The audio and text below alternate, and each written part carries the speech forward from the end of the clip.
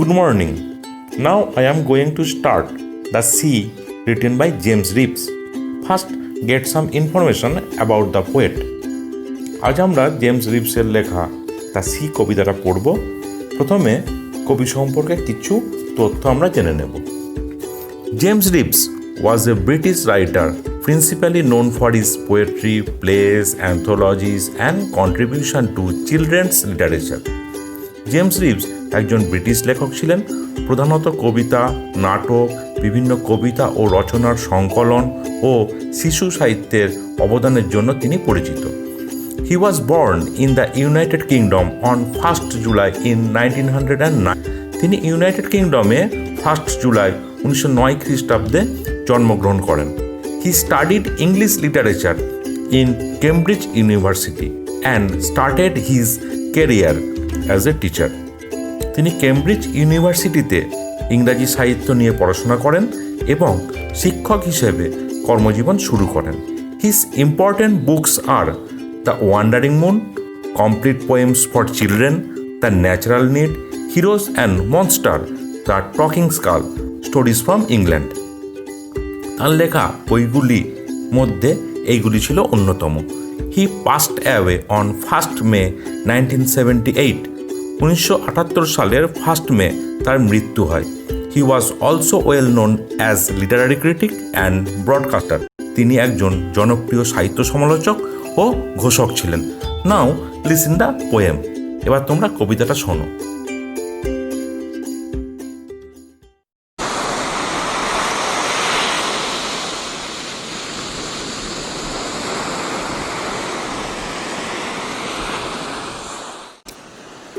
The Sea by James Reeves. The sea is a hungry dog, giant and grey. He rolls on the beach all day, with his flashing teeth and shaggy jaws. Hour upon hour he gnaws the rumbling, tumbling stones and bones. The giant sea dog moans, licking his greasy paws. And when the night wind roars and the moon rocks in the stormy cloud, he bounds to his feet and snuffs and sniffs, shaking his wet sides over the cliffs, and howls and hollows long and loud. But on quiet days in May or June, when even the grasses on the dune play no more their reedy tune, with his head between his paws, he lies on the sandy shores, so quiet, he scarcely snores.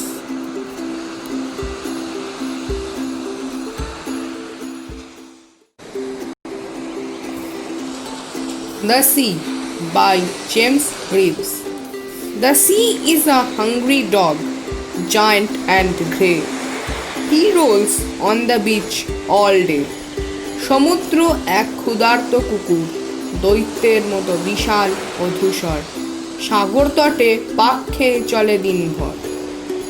With his flashing teeth and shaggy jaws, hour upon hour he gnaws the rumbling, tumbling stones and bones.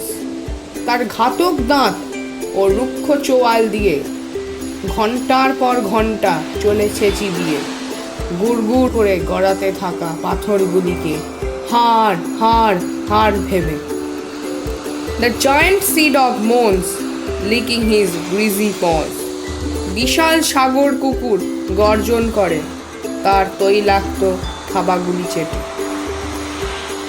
And when the night wind roars and the moon rocks in the stormy cloud, এবং যখন রাতের বাতাস গর্জন করে এবং চাঁদ দুলতে থাকে ঝোড়ো মেঘের মাঝে, he bounds to his feet and snuffs and sniffs, shaking his wet sides over the cliffs, and howls and hollows long and loud. সে লাফিয়ে ওঠে দুপায়ের ভরে আর গন্ধ শোকে, তার ভেজা শরীর ছাকায় খাড়া পাথরের গায়ে, এবং উচ্চস্বরে গর্জন করে চলে দীর্ঘ সময় ধরে।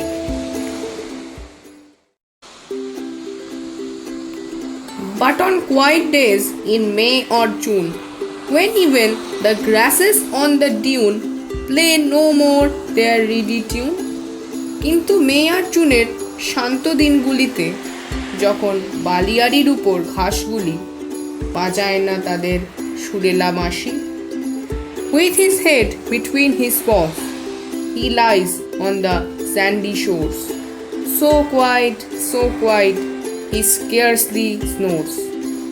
দুই থাবার মধ্যে মাথা রেখে সে শুয়ে থাকে সমুদ্র তটে, এত শান্ত যে ঘুমের মধ্যে কদাচিৎ তার নাক ডাকে।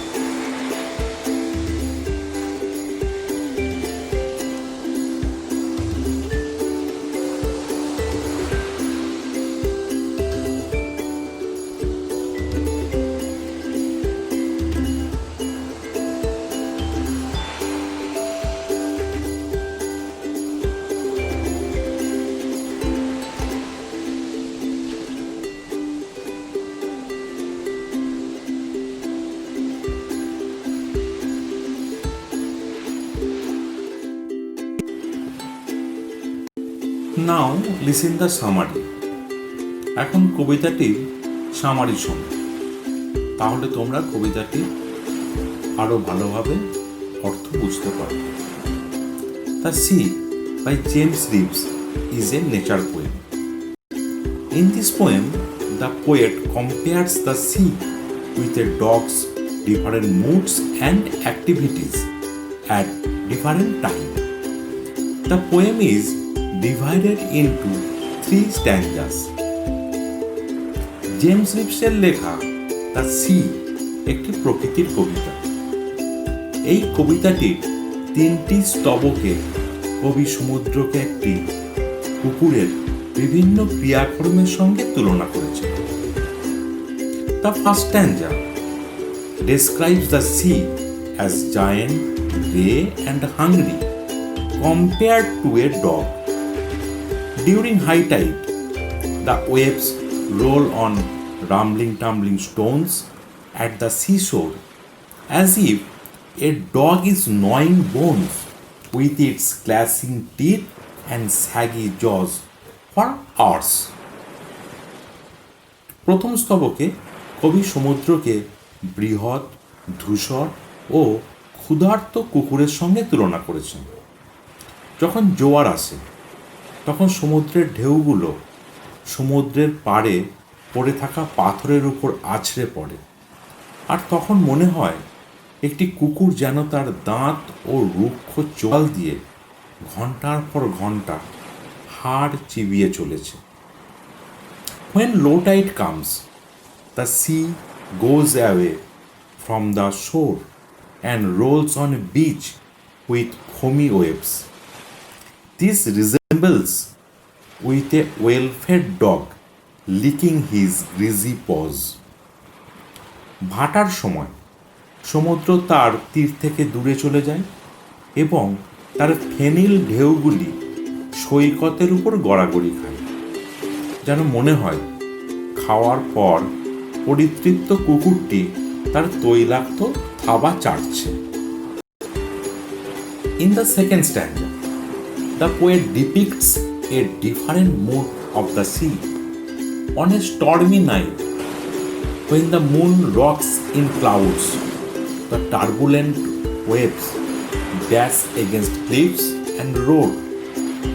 It reminds the poet that a dog is shaking its wet body. দ্বিতীয় স্তবকে সমুদ্রের অন্য এক রূপ বর্ণনা করা হয়েছে।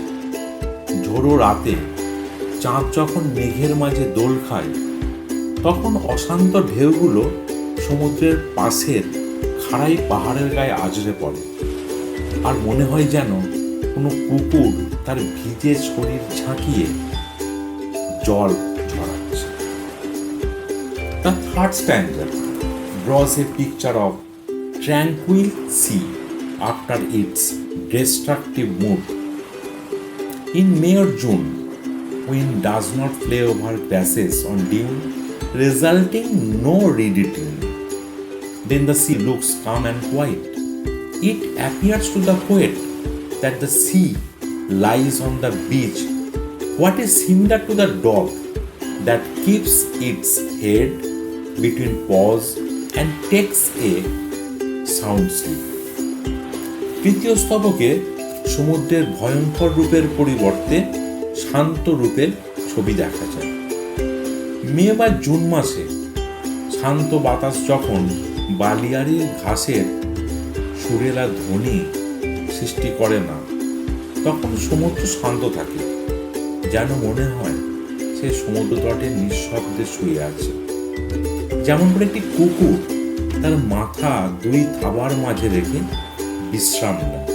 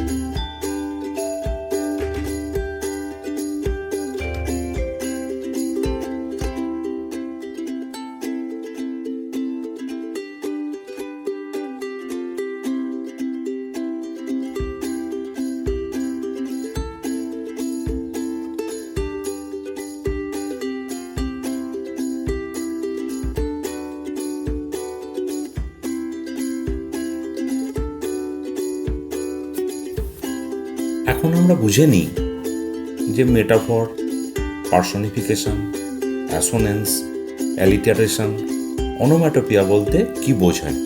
First, metaphor. What is metaphor? Metaphor is a figure of speech in which a word or phrase is applied to a different object or action to which it is not literally applicable. কোনো word বা ফ্রেজকে ভিন্ন প্রকার কোনো বিষয়কে বোঝাতে ব্যবহার করাকে metaphor বলে। For example, sea is a walking dictionary. এখানে সিকে ডিকশনারির সঙ্গে তুলনা করা হয়েছে। একজন মানুষের সঙ্গে একটা ডিকশনারির তুলনা করে, দুটি ভিন্ন প্রকারের বস্তু এখানে তুলনা করা হয়েছে, তাই এটা একটা মেটাফরের উদাহরণ। এবার দেখে নেওয়া যাক what is personification. Personification is a figure of speech in which a thing or an idea is given human attributes. কোনো কিছুর উপর মানুষের গুণাবলী আরোপ করাকে পার্সনিফিকেশন বলে। For example, the stars winked at me.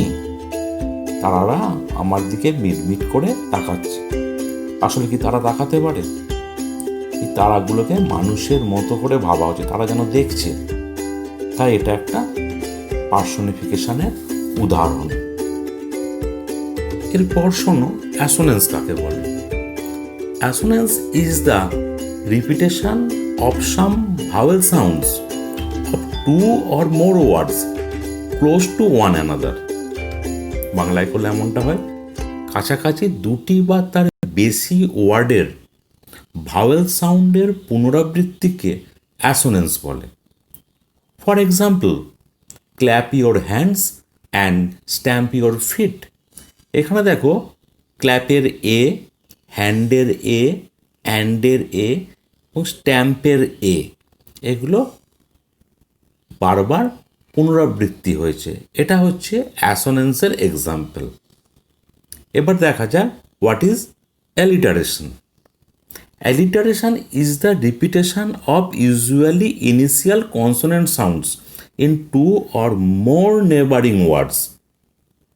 কাছাকাছি দুই বা তার বেশি ওয়ার্ড একই কনসোনেন্ট সাউন্ড দিয়ে শুরু হওয়াকে অ্যালিটারেশন বলে। ফর এক্সাম্পল, মারা মেক্স মেনি মাফিনস। দেখো প্রতিটা ওয়ার্ডই এম দিয়ে শুরু হয়েছে, তাহলে এটা একটা অ্যালিটারেশনের এক্সাম্পল। শেষে দেখে নেওয়া যায় অনোমাটোপিয়া কাকে বলে। Onomatopoeia is the formation of word from a sound associated with what is named. কোনো ওয়ার্ড যদি কোনো বস্তু থেকে উৎপন্ন ধ্বনিকে বোঝায় তবে তাকে অনোমাটোপিয়া বলে। ফর এক্সাম্পল, স্প্ল্যাশ, এটা জলের শব্দ। ব্যাং, জোরে কোনো আঘাত করাকে আমরা ব্যাং বলি। তাহলে এই দুটো শব্দ থেকে আমরা এটা কোথা থেকে সৃষ্টি হয়েছে তার সম্বন্ধে আমরা ধারণা পাই। এইরকম যখন থাকবে সেটা onomatopoeian example. Now you can easily find out examples of metaphor, personification, assonance, alliteration and onomatopoeia from your poem. তোমরা এখন তোমাদের এই কবিতাটি থেকে খুব সহজেই মেটাফর, পার্সনিফিকেশন, অ্যাসোনেন্স, অ্যালিটারেশন ও ওনোমাটোপিয়ার উদাহরণগুলো খুঁজে বার করতে